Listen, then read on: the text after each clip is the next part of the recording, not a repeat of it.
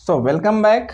14 days के challenge में हमारा चौथा दिन है। ठीक है, 3 चैप्टर हम लोगों ने अच्छे से कंप्लीट कर लिया है। चौथे दिन का टॉपिक हमारा है क्वाड्रेटिक इक्वेशन। रिवीजन क्लास है, ठीक है, तो इसलिए रिवीजन की तरह ही हम पढ़ रहे हैं। हर एक कॉन्सेप्ट को क्या पढ़ना है चैप्टर में पहले वो जानना है, ठीक ना, कैसे पढ़ना है, और उससे रिलेटेड क्वेश्चन की हमें क्या करनी होगी, प्रैक्टिस करनी होगी। ठीक है, तो क्वाड्रेटिक इक्वेशन में जो चीजें हमें जाननी है, जो इस चैप्टर में हमें पढ़ना है एग्जाम से रिलेटेड, पहला तो चेक करने आना चाहिए, ठीक है, कि क्वाड्रेटिक इक्वेशन है कि नहीं है। ये पूछेगा क्वेश्चन में, एक दे देगा इक्वेशन, कहेगा आप चेक करोगे क्या ये क्वाड्रेटिक इक्वेशन है या नहीं है।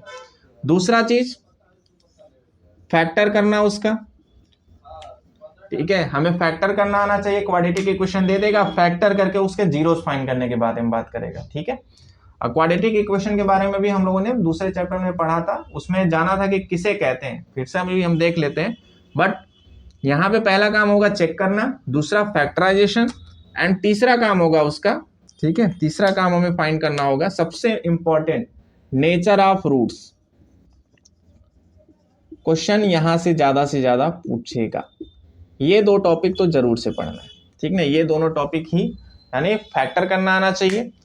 उसमें ऐसा भी हो सकता है कि एक स्टेटमेंट दे दे, स्टेटमेंट के द्वारा आपको क्वाड्रेटिक इक्वेशन बनाना हो और बना करके फिर क्वेश्चन को सॉल्व करना हो। ये सबसे टिपिकल होता है इस टॉपिक से रिलेटेड क्वेश्चन, ठीक है। और दूसरा नेचर ऑफ रूट्स, ये तो आप आसानी से बता सकते हो कि नेचर ऑफ रूट का नेचर कैसा होगा, यानी रूट इमेजिनरी होगा, ठीक है, या फिर रूट्स जो उसके निकल के आएंगे वो रियल होंगे।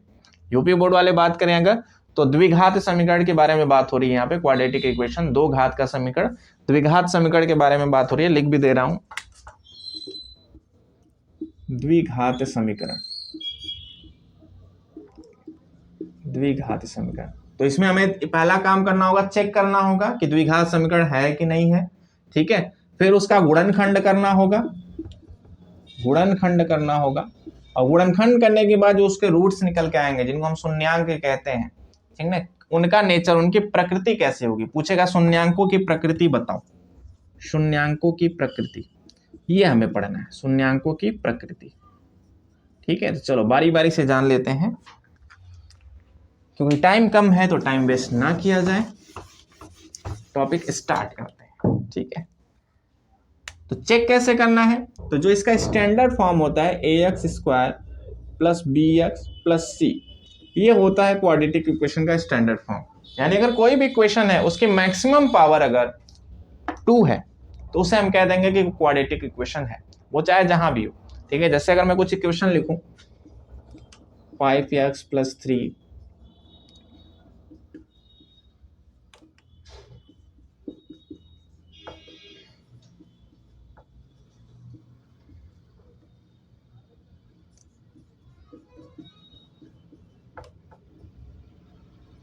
ठीक है, ये मैंने कुछ इक्वेशन लिखा। तो पहले इक्वेशन की अगर हम बात करें तो इसमें मैक्सिमम पावर कहीं 2 है ही नहीं, तो ये क्वाड्रेटिक इक्वेशन नहीं होगा। दूसरे में बात करें तो यहाँ पे x जहां पे है, देखो सिर्फ x को देखो, यहाँ पे 2 है मैक्सिमम पावर, ये पावर की बात, इसके आगे की बात नहीं करेंगे, सिर्फ पावर की बात होगी। पावर 2 है, यहाँ पे 1 है, तो मैक्सिमम पावर 2 है, तो ये क्वाड्रेटिक इक्वेशन होगा। यहाँ पे देखें x है, क्या x की पावर 2 है, बिल्कुल है, मैक्सिमम पावर इसकी 2 है, तो ये भी क्वाड्रेटिक इक्वेशन होगा। यहाँ पे x है, यहाँ पे 1 है, और यहाँ पे x की पावर 2 है। तो ये नहीं कि ये पहले हो और ये बाद में हो, ठीक है, ऐसा जरूरी नहीं है, कहीं पर भी है, अगर x की पावर 2 दिख गई हमें मैक्सिमम में, तो वो भी हमारा क्वाड्रेटिक इक्वेशन होगा। ठीक है, मान लो क्वेश्चन घुमा दिया, कुछ ऐसा लिख दिया,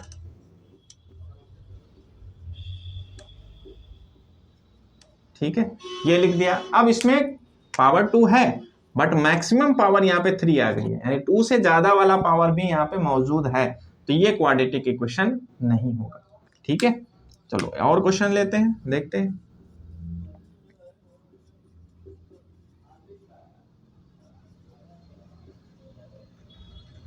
ठीक है, क्या ये क्वाड्रेटिक इक्वेशन है।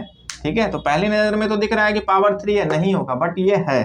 कैसे, क्योंकि यहाँ पे जो पावर 3 है, मैक्सिमम पावर यहाँ पे 3 है, वही चीज यहाँ पर माइनस के साथ भी है, तो ये दोनों आपस में डिलीट हो जाएंगे, सिर्फ ये बचेगा। तो ये सॉल्व करके भी हमने देखना होगा, अगर एक ही चीज 2 बार रिपीट है तो क्या वो दोनों आपस में समाप्त हो जा रहा है। ठीक है, अगर हो जा रहा है तो ठीक है, ठीक है, तो यहाँ पे दोनों चीजें सेम थी, एक प्लस था एक माइनस था, तो ये खत्म हो गई, तो हमारा मैक्सिमम पावर अब बचा 2, तो ये क्वाड्रेटिक इक्वेशन है। भले उसमें पावर 3 लिखी है बट वो खत्म हो जा रही है। ठीक है, और भी टाइप से पूछेगा, जैसे अगर ये लिख दे, क्या ये क्वाड्रेटिक इक्वेशन है? यहाँ देखने पे नहीं लग रहा है, बट अगर इसका मल्टीप्लाई अगर हम करें तो ये कुछ ऐसा बनेगा, तो यानी ये क्वाड्रेटिक इक्वेशन है। तो इन चीजों का भी ध्यान देना, अगर 3 बार ये रिपीट है तो ये हो ही नहीं सकता। ठीक है, अगर 3 बार x x x दिख गया, यानी कि अगर मल्टीप्लाई करोगे तो x क्यूब इसमें मैक्सिमम पावर आएगी, तो वो क्वाड्रेटिक इक्वेशन नहीं होगा। ठीक है, तो इस तरीके से तुम पता कर सकते हो। तो क्वाड्रेटिक इक्वेशन है कि नहीं है चेक करने के लिए पूछा जा सकता है, तो हम इस तरीके से हम चेक करेंगे। जैसे कि एनसीईआरटी में भी क्वेश्चन है, कुछ क्वेश्चन करके देख लेते हैं। ठीक है, ढेर सारे क्वेश्चन यहाँ पे दिए गए हैं। जैसे कि पहला क्वेश्चन है x + 1 का स्क्वायर इक्वल टू 2x - 3। ठीक है, अब यहाँ पे इसको पहले सॉल्व करना होगा। ठीक है, इसको a + b का होल स्क्वायर कर लो, तो ये हो जाएगा a² + b का स्क्वायर प्लस 2ab करेंगे तो 2x हो जाएगा। यहाँ 2x - 3, सॉरी 2 3 जा 6। अब यहाँ पे अगर हम इधर ट्रांसफर भी करें, ट्रांसफर अगर हम करें तो यहाँ पे 2x कैंसिल हो रहा है, x² बच जा रहा है। ठीक है, तो ये क्वाड्रेटिक इक्वेशन है। क्वाड्रेटिक इक्वेशन के लिए x की पावर 2 होनी चाहिए मैक्सिमम पावर। ठीक है, और भी तमाम क्वेश्चन है यहाँ पे, आप देख करके कर सकते हो। जैसे कि यहाँ पे एक और क्वेश्चन यहाँ पे इंपॉर्टेंट लग रहा है, कंफ्यूजिंग क्वेश्चन है। x² + 3x + 1 = x - 2 का स्क्वायर। यहाँ पे देखने से लग रहा है कि ये क्वाड्रेटिक इक्वेशन है, बट एक्चुअल में है नहीं। ठीक है, देखते हैं। ये हो जाएगा x² + 3x + 1। इसको हम क्या करेंगे, डिटेल करेंगे, a - b का होल स्क्वायर, तो हो जाएगा x² + 2 का स्क्वायर करेंगे तो 4 - 2ab करेंगे तो 2 × x × 2 आएगा। ठीक है, इधर भी x² इक्वल के इधर भी x², दोनों सेम साइन के, बट इधर ट्रांसफर करेंगे इसको तो वो माइनस हो जाएगा, दोनों सेम है तो ये कैंसिल हो जाएगा, ये x² बचा ही नहीं, तो ये इक्वेशन क्वाड्रेटिक इक्वेशन नहीं होगा। तो इन चीजों का भी ध्यान रखते हुए हम चेक करेंगे, यानी ये द्विघात समीकरण नहीं होगा। ठीक है, तो ये तो हमने बात कर ली कैसे चेक करेंगे। फिर इसका फैक्टर करना आएगा। ठीक है, फैक्टर कैसे करेंगे, गुणनखंड करके। ठीक है, फैक्टर करने लगभग सबको आता होगा, नहीं आता है तो देख लो। ठीक है, एक क्वेश्चन ले लेते हैं। जैसा कि यहाँ पे दिया x² - 3x + 10 = 0। ठीक है, सॉरी -10 है, -10 ले लेते हैं। ठीक, ये क्वेश्चन है हमारा। एक और क्वेश्चन ले लेते हैं, उसको बाद में सॉल्व करेंगे। 2x² + x - 6 = 0। ठीक है, चलो पहले इसको देखते हैं। एक ही क्वेश्चन, ये एक क्वेश्चन है, ये अलग क्वेश्चन है, इसका इससे कोई लेना देना नहीं है। फैक्टर करने के लिए हमें क्या करना होगा, सबसे पहला काम देखेंगे क्या x² के आगे कुछ है, अगर नहीं है तो अच्छी बात है। ठीक है, अगर नहीं है तो फिर सिर्फ इस पे जुटेंगे। ये 10 है, अब इस 10 का 2 फैक्टर, यानी जो कांस्टेंट टर्म होगा, जो अचर पद होगा, ठीक है, जो कभी ना बदले, जिसके साथ कोई XYZ ना लगा हो, ऐसे टर्म को उठाएंगे। अब इसके 2 हमें गुणनखंड ऐसे करने होंगे, 2 फैक्टर ऐसे करने होंगे कि जोड़ने या घटाने पे 3 आए बट मल्टीप्लाई करने पे 10 आए। ठीक है, अब जोड़ने पे कि घटाने पे, तो अगर ये माइनस है तो घटाने पे आना चाहिए।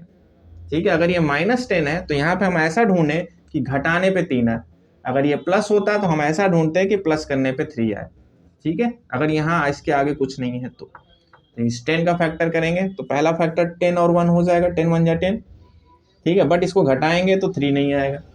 दूसरा क्या होगा, 5 और 2, 5 2 जा 10, क्या इसको घटाने पे 3 आएगा, बिल्कुल, तो यही इसका फैक्टर हो जाएगा। x² माइनस, अब इस 3 की जगह हम लिख सकते हैं 5 - 2, और जो बाकी है वैसे उतार देंगे। चलो, अब चूंकि यहाँ माइनस है तो सावधानी से इस ब्रैकेट को हटाएंगे, ब्रैकेट को हटाएंगे सावधानी से, चूंकि माइनस है तो हो जाएगा -5 और x के साथ लिख देंगे। माइनस है, ये मिल करके प्लस हो जाएंगे, 2 लिखेंगे और x लिख देंगे, -10 = 0।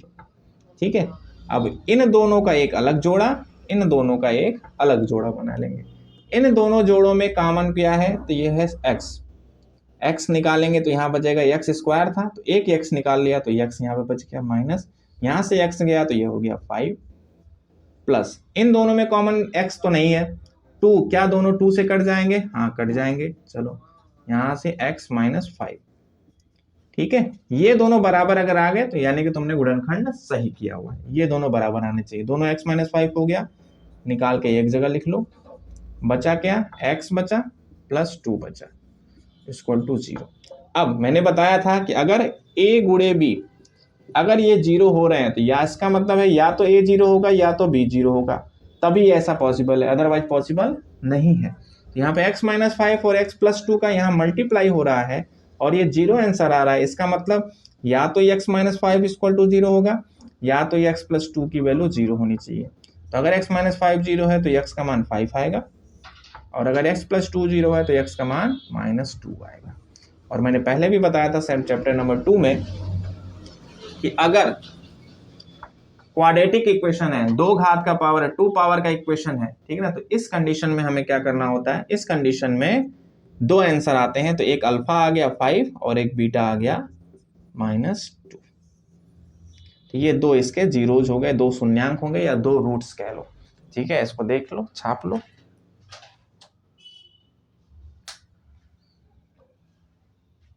ठीक है, दिखाई दे रहा है, चलो तो समझ गए होगे कैसे फैक्टर करना है। एक और क्वेश्चन प्रैक्टिस कर लेते हैं। ठीक है, तरीका यही है और इस चैप्टर से यही पढ़ना भी है।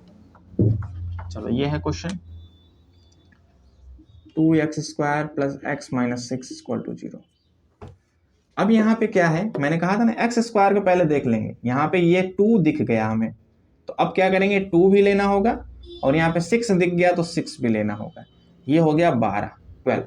ठीक, एक्स स्क्वायर के पास जो दिखा उसको भी लेना है और मल्टीप्लाई कर देना है इसमें, तो ये हो गया 12। अब 12 का फैक्टर ढूंढना है कि जोड़ने या घटाने पे ये मिलना चाहिए। ये मतलब एक्स के पास तो कुछ है ही नहीं, लेकिन यहाँ पे 1 है, कुछ नहीं है तो 1 मिलना चाहिए हमें। कैसे, घटाने पे, क्योंकि यहाँ पे माइनस है।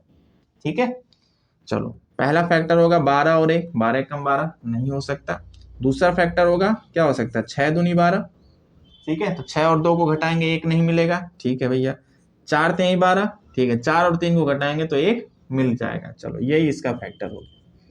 प्लस 1 की जगह हम लिख देंगे 4 minus 3x minus 6 equal to 0। अगर यहाँ माइनस है तो हमें घटाने पे ढूंढना है, अगर यहाँ प्लस रहता तो हमें प्लस करने पे ढूंढना होता। अगर यहाँ कोई चिन्ह नहीं है तो हो जाएगा 2x square plus 4x minus 3x minus 6 equal to 0। फिर से वही काम, पेयर बना लेंगे, जोड़ा बना लेंगे। 2x, यहाँ पे 2 भी कॉमन, x भी तो कॉमन है और 2 भी कॉमन है, क्योंकि 2 से दोनों कट भी जाएंगे। यहाँ बचेगा 2 चला गया, x चला गया, x बचा, यहाँ बचेगा 2 माइनस, यहाँ पे कुछ कॉमन नहीं दिख रहा है, दोनों में माइनस माइनस है तो उन्हें कॉमन ले लो, 3 से कट जाएगा दोनों तो 3 कॉमन ले लो, ये हो जाएगा x minus 2 equal to 0। Sorry, यहाँ माइनस कॉमन हो चुका है तो ये प्लस बचेगा। अब दोनों देखो, यहाँ पे x प्लस 2 है तो हमारा यानी कि गुणनखंड करना सही है, और 2x माइनस 3 हो जाएगा इक्वल टू 0। अब मैंने वही बात, अगर दोनों का मल्टीप्लिकेशन 0 है तो या तो x प्लस 2 इक्वल टू 0 होगा, तो इसका आंसर आएगा x के बाद -2 आंसर आएगा, और या तो 2x माइनस 3 इक्वल टू 0 होगा, तो 2x की वैल्यू होगी 3 और x की वैल्यू हो जाएगी 3/2, यानी 2 आंसर आए। अल्फा का मान हम लिख सकते हैं -2, यानी पहला जीरो, पहला शून्यांक किए, बीटा इक्वल टू लिख देना 3/2।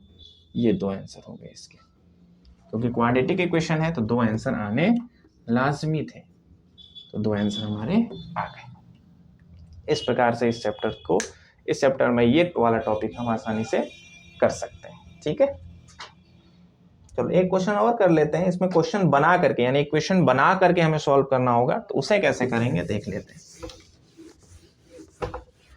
ठीक है, पॉज करके नोट कर लिया करो। जैसे कि दिया है, find 2 numbers whose sum is 27 and product is 182। ठीक है, 2 नंबर फाइंड करने हैं जिनका सम दिया है, sum of 2 numbers equal to 27 and product दिया है, उनका मल्टीप्लिकेशन दिया है 182। ठीक है, क्वेश्चन ये है। चलो, तो हमें क्या करना होगा, लेट करना होगा माना, यानी कह रहा है कि दो संख्याओं का योग 27 है और उन्हीं दो संख्याओं का गुणा करने पे 182 आ रहा है, तो वो संख्याएं क्या होंगी। ठीक है, तो मानेंगे let first number equal to x, या फिर माना पहली संख्या बराबर एक्स। ठीक है, पहला अगर एक्स माना, अगर मैं कहूं कि दो लोग हैं ए और बी, ठीक है, इन दोनों को मिलाने पे मान लो कि 10 आ रहा है। अगर ए ने 6 रुपए दिए तो बी ने कितने दिए होंगे, 4 रुपए दिए होंगे। अगर ए ने 2 रुपए दिए तो बी ने 8 रुपए दिए होंगे। अगर ए ने 3 रुपए दिए तो बी ने 7 रुपए दिए होंगे। ठीक है, तो ये पता कैसे चल रहा है, अगर एक का हमें पता है तो इसको मैं 10 में से घटा दूं तो मुझे ये मिल जाएगा। अगर मुझे पता है कि ए ने 2 रुपए दिए हैं तो 10 में से मैं 2 घटा दूं तो मुझे पता चल जाएगा कि बी ने कितने दिए हैं। अगर मुझे ये पता है कि ए ने 3 रुपए दिए हैं तो मैं 10 में से घटा दूं 3 तो मुझे पता चल जाएगा बी ने कितने दिए हैं, क्योंकि टोटल में से अगर एक का मैं माइनस कर दूं तो दूसरे वाले का पता चल जा रहा है। तो यहां पर भी हम क्या करेंगे, अगर एक का हमने मान लिया x है और जोड़ने पे सम कितना आ रहा है 27, तो दूसरी क्या होगी, सेकंड नंबर क्या हो सकता है, सेकंड नंबर अपने आप हमें पता चल जाएगा 27 माइनस एक्स। टोटल में से पहले वाले को घटा दो दूसरा वाला पता चल जाएगा, क्योंकि दो ही लोग ही हैं। ठीक है, अब ये हो गया हमारा मानना।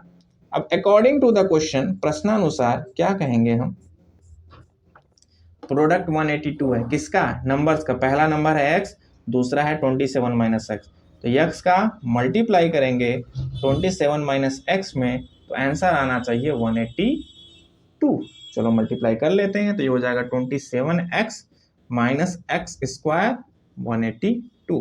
सबको उठा के उधर ट्रांसफर करो, तो यहाँ पे माइनस है तो ये प्लस एक्स स्क्वायर हो जाएगा, ये माइनस 27x हो जाएगा, प्लस 182 हो जाएगा, इक्वल टू 0 लिख सकते हैं। ठीक है, अब वही चीज 180 का फैक्टर ढूंढेंगे। 180 का ऐसा दो फैक्टर, चूंकि यहाँ पे प्लस है तो प्लस करने पे 27 आए और मल्टीप्लाई करने पे 180 आए, तो ऐसा फैक्टर ढूंढ करके और यहाँ पे रख देंगे। तो क्या हो सकता है फैक्टर, कर लो। ठीक है, 18 10 हो सकता है पहला ये फैक्टर। ठीक है, इसमें तो नहीं होगा, तो और क्या फैक्टर हो सकता है, अगर ऐसे ना मिटा देता हूँ यहाँ पे, तो फैक्टर ढूंढो। मैं फैक्टर ढूंढने का भी तरीका बताता हूँ कैसे ढूंढ सकते हैं। ठीक है, फैक्टर ढूंढने के लिए क्या करना होगा, 180 को डिवाइड करना होगा। ठीक है, छोटे छोटे प्राइम फैक्टर में तोड़ लो, ये हो जाएगा 90, फिर 2 से करेंगे 45, फिर 3 से करेंगे 15, फिर 3 करे से 5, फिर 5 से करेंगे 1। अब जो भी फैक्टर होगा इन्हीं में से होगा। ठीक है, यहाँ दो नंबर हमें लेने हैं तो हमें इन्हीं में से दो नंबर बनाने होंगे। ठीक है, तो क्या क्या बना सकते हैं हम, जैसे कि आप ये दो ले लें और इन तीनों को ले लें, तो क्या हो सकता है, देखने से तो नहीं लग रहा। ठीक है, जोड़ने पे 27 आना चाहिए। चलो इन तीनों को ले लें और इन दोनों को ले लें, तो ये 5 3 जा 15, और इन तीनों को ले लें, 2 दूनी 4 3 12। ठीक है, इन तीनों को हमने एक जगह ले लिया और इन दोनों को एक जगह ले लिया, तो ये 15 और 12 क्या जोड़ने पे 27 आ जा रहा है, बिल्कुल आ जा रहा है, और मल्टीप्लाई करने पे तो 180 आएगा, क्योंकि उसी के फैक्टर में से हमने उठाया।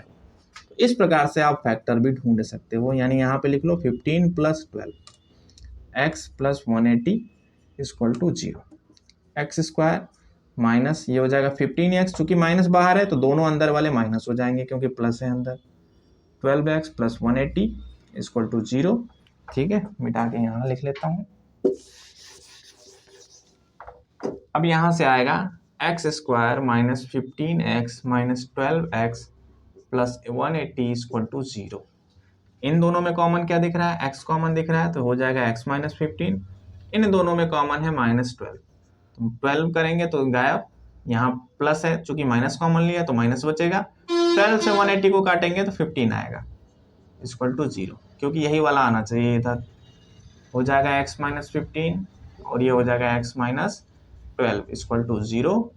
x की वैल्यू यहाँ से 15 हो जाएगी और x की वैल्यू यहाँ पे 12 हो जाएगी, यानी दो आंसर इसके आएंगे।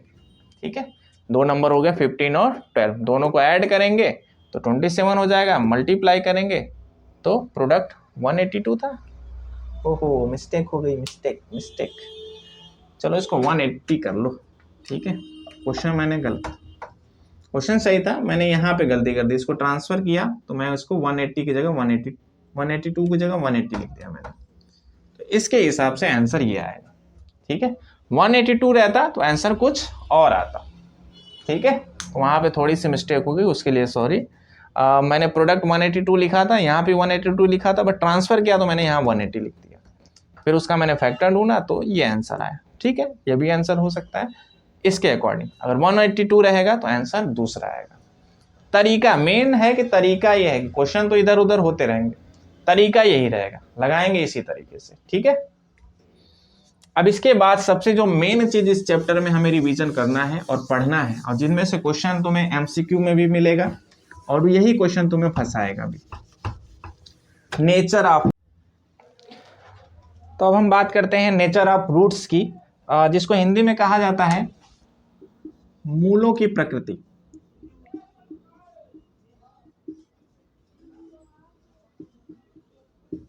मूलों की प्रकृति, nature of roots. Quadratic equation यानी द्विघात समीकरण हम लोग पढ़ रहे हैं, और इसमें ये सारी चीजें सबसे इंपॉर्टेंट जो पार्ट निकल करके आता है वो ये होता है। ठीक है, इससे हम देख करके किसी भी इक्वेशन को देख करके उसको हम कैसे बताएं कि उसके जो रूट्स आएंगे वो कैसे होंगे, वो रियल होंगे कि नहीं होंगे, एक से ज्यादा होंगे। ठीक है, मतलब कि दो तो होंगे ही, दो होंगे, क्या वो दोनों सेम होंगे या दोनों अलग अलग होंगे, इसके बारे में पूछा जाता है। और एमसीक्यू के रिलेटेड से ये क्वेश्चन बहुत ही ज्यादा इंपॉर्टेंट हो जाता है, तो इस चीज का आप लोग ध्यान रखेंगे। मूलों की प्रकृति या नेचर ऑफ रूट्स अगर पूछता है तो उसके लिए ये फॉर्मूला आप याद रखेंगे, बी स्क्वायर माइनस 4ac, जहां पे बी एक्स का कोफिशियंट है, ए जो है एक्स स्क्वायर का कोफिशियंट है, और जो सी है वो कांस्टेंट यानी कि जो अलग से होगा, बिना एक्स वाला होगा, उसको हम लोग कहते हैं। कभी कभी सी नहीं भी दिया होता है तो सी की वैल्यू हम 0 रख देते हैं। ठीक है, क्वेश्चंस में हम लोग आएंगे तो उस पर बात कर लेंगे, फिलहाल ये रिवीजन है तो इसमें सिर्फ हम इसके बारे में बात करते हैं, कॉन्सेप्ट क्या है। तो अगर बी स्क्वायर माइनस 4ac हम निकालेंगे, यानी इसमें से कोई वैल्यू लेकर के, जैसे अगर मैं एक एग्जाम्पल लूं 3x square plus 4x plus 5, ये हमने लिया एग्जाम्पल। ठीक है, अब मुझे इसका बी स्क्वायर माइनस 4ac निकालना है, तो मुझे b की जगह क्या है 4, bx 4x, तो यहाँ पे रखेंगे 4 का स्क्वायर माइनस 4 इंटू ए की वैल्यू जो एक्स स्क्वायर का कोफिशियंट है, यानी एक्स स्क्वायर के साथ यहाँ पे 3 है, और c जो है वो 5, ये हो जाएगा 16 माइनस इसका मल्टीप्लाई करेंगे 4 3 जा 12, 12 5 जा 60, 16 में से 60 को माइनस करना है, आंसर जो भी आएगा वो निगेटिव आएगा। बस इसी चीज को देखना है कि आंसर निगेटिव आ रहा है, पॉजिटिव आ रहा है कि 0 आ जा रहा है। अगर यहाँ पे निगेटिव आया, निगेटिव का मतलब कि 0 से छोटा, यानी कि बी स्क्वायर माइनस 4ac की जो वैल्यू है वो 0 से कम आई है, 0 से कम। ठीक है, 0 से कम, यानी कि अगर निगेटिव आ गई वैल्यू, इसको ऐसे सीधा सीधा अगर ध्यान रखें कि अगर वैल्यू निगेटिव आ गई है तो जो रूट्स होंगे, हमारे जो रूट्स होंगे, ठीक है, ये कैसे होंगे, ये रियल नहीं होंगे, नो रूट्स। ठीक है, नो सॉल्यूशन, इसका हम सॉल्यूशन करेंगे ही नहीं। ठीक ना, इसके रूट्स आएंगे ही नहीं। समझ में आई बात, क्योंकि ये इमेजिनरी हो जाएगा, ये रियल नहीं होगा, ये इमेजिनरी हो जाएगा, काल्पनिक जिसको हिंदी में कहते हैं। ठीक ना, तो इस चीज का ध्यान रखेंगे, इसको नोट करो। ठीक है, चलो दिखाई दे रहा है। तो इसके लिए हम कह सकते हैं कि कोई सॉल्यूशन निकल के नहीं आएगा। ठीक है, नॉट वैलिड हो जाएगा, या हम इसको लिख सकते हैं no real roots, no real roots, यानी इसके रूट्स काल्पनिक होंगे। अगर नेगेटिव आता है तो इसकी वैल्यू, अगर यही पॉजिटिव आ जाता, यानी कि b square minus 4ac is greater than 0, यानी कि आंसर अगर पॉजिटिव में आता तो हम लिखते 2 रियल डिस्टिंक्ट रूट। ठीक है, यानी वास्तविक अलग अलग आते, वास्तविक आता, वास्तविक होता, जो रूट्स इसके आएंगे वो वास्तविक होंगे, रियल होंगे, और दो रूट्स आएंगे दोनों अलग अलग होंगे। ठीक है, एक 3 हो सकता है, एक 4 हो सकता है, कोई भी होगा, दो अलग अलग होंगे। तो इस अगर ये कंडीशन आती है तो, और अगर मान लो कि इक्वल हो गया, यानी 0 ही आ गया, इसको हमने सॉल्व किया और आंसर 0 आ गया, बी स्क्वायर माइनस 4ac हमने निकाला और आंसर 0 आ गया, तो इस कंडीशन में क्या होगा, इसमें भी रियल रूट्स होंगे, रियल रूट्स होंगे, बट कैसे रूट्स होंगे, वो रियल रूट्स जो होंगे वो इक्वल होंगे। इक्वल, यानी दोनों एक ही होंगे, ठीक है, दोनों इक्वल रूट्स हो जाएंगे, ठीक। तो इस चीज को ध्यान रखेंगे, रियल होंगे एंड इक्वल होंगे, और इसका जो रूट होगा वो क्या होगा निकाल सकते हैं आप, इक्वेशन क्वेश्चन को बाय क्वेश्चन वेरी करेगा, बट रियल रूट्स होंगे और इक्वल होगा। तो क्वेश्चन में पूछेगा रियल रूट्स की कंडीशन तो दो है, b square minus 4ac is greater than 0 या इक्वल 0, इन्हीं दो कंडीशन में रियल रूट्स होगा। ऐसे भी लिख सकता है b square minus 4ac is greater than or equal to 0, तो ये कंडीशन होती है रियल रूट्स की, रियल रूट्स की।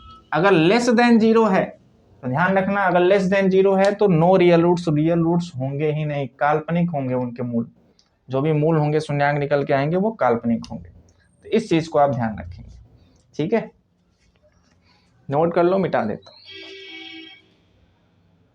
तो इस टॉपिक का, इस चैप्टर का सबसे इंपॉर्टेंट एंड लास्ट चीज यही थी, और इससे क्वेश्चन जरूर से पूछे जाएंगे, तो इसलिए इसको अच्छे से रिवाइज कर लेना। ये आता कहां से उसके बारे में देख लो, ठीक है। एक फॉर्मूला होता है जिसको श्रीधराचार्य विधि कहा जाता है। किसी भी फैक्टर को, किसी भी क्वाड्रेटिक इक्वेशन का फैक्टर करने के लिए अगर मान लो फैक्टर नहीं कर पा रहे हो तो ये फॉर्मूला लगा सकते हो श्रीधराचार्य का, minus B plus minus under root b square minus 4ac upon 2a। इस फॉर्मूले के याद कर लेना, इसी फॉर्मूले से किसी भी क्वाड्रेटिक इक्वेशन के रूट्स निकाले जा सकते हैं, ठीक है। अगर कोई क्वेश्चन ऐसा है फंस जा रहा है और उसका फैक्टर नहीं कर पा रहे हो तो तुरंत इस फॉर्मूले पर रखो और उसका आंसर आ जाएगा। यही चीज जो बी स्क्वायर माइनस 4ac है, अगर यही रूट के अंदर निगेटिव हो जाता तो हम जानते हैं कि रूट के अंदर निगेटिव की वैल्यू हम लोग नहीं निकालते, या निकालते हैं आगे चल के पढ़ोगे वो इमेजिनरी होता है, रियल नहीं होता, ठीक है। तो रूट के अंदर अगर निगेटिव आ जाएगा तो वो इक्वल रियल रूट्स होंगे ही नहीं। अगर ये 0 हो जाता तो सीधा सीधा ये बनता माइनस बी अपॉन 2a, सिर्फ एक ही आंसर आता, यानी दो आते दोनों एक ही होते, सेम आंसर होते, ठीक है। और यही अगर पॉजिटिव होता तो कुछ इसकी वैल्यू होती तो एक बार प्लस करते और एक बार माइनस करते, इसलिए अलग अलग रूट्स आते। तो समझ गए कि इसका क्या रोल है, ये कहां से आता है। अगर इस अंडर रूट 0 हो जाएगा तो ये 0 हो जाएगा, तो ये खत्म हो जाएगा, सिर्फ बचेगा माइनस बी अपॉन 2a, सिर्फ यही आंसर आएगा, ठीक है। और अगर इसकी वैल्यू पॉजिटिव हो जाएगी तो कुछ आंसर आएगा, तो हम एक बार minus B plus under root D करके निकालेंगे और एक बार minus B minus under root D upon 2a, यही डी का मतलब कि ये, तो एक बार ये करके निकालेंगे तो दो आंसर आएंगे, ठीक है। और अगर निगेटिव आ जाएगा तो निगेटिव अंडर रूट, निगेटिव की वैल्यू होती ही नहीं है, इमेजिनरी होती है, तो रियल रूट्स आएंगे ही नहीं, ठीक है। तो ये फॉर्मूला भी याद रखना, इसको श्रीधराचार्य विधि कहते हैं। फैक्टराइजेशन करने का सबसे अच्छा फॉर्मूला है, अगर कोई भी फैक्टर नहीं निकल रहा है तो इस फॉर्मूले पर रखो, उसका फैक्टर निकल आएंगे। तो ये इस चैप्टर से रिलेटेड जो भी इंपॉर्टेंट टॉपिक्स थे, इंपॉर्टेंट पॉइंट्स थे, वो मैंने डिस्कस यहाँ पे किया हुआ है, अच्छे से इसको देख लेना, ठीक ना। क्वेश्चन सॉल्व करने से पहले इन सारी चीजों को अच्छे से दिमाग में बैठा लेना है, तब जाके क्वेश्चन करोगे तो आसानी से क्वेश्चन लग जाएंगे, ठीक है। 14 डेज का चैलेंज है, आज चौथा दिन है। अगले नेक्स्ट वीडियो में मिलते हैं हम लोग, एपी के बारे में बात करेंगे, यानी कि समांतर श्रेणी के बारे में बात करेंगे, ठीक है। तब तक के लिए बाय।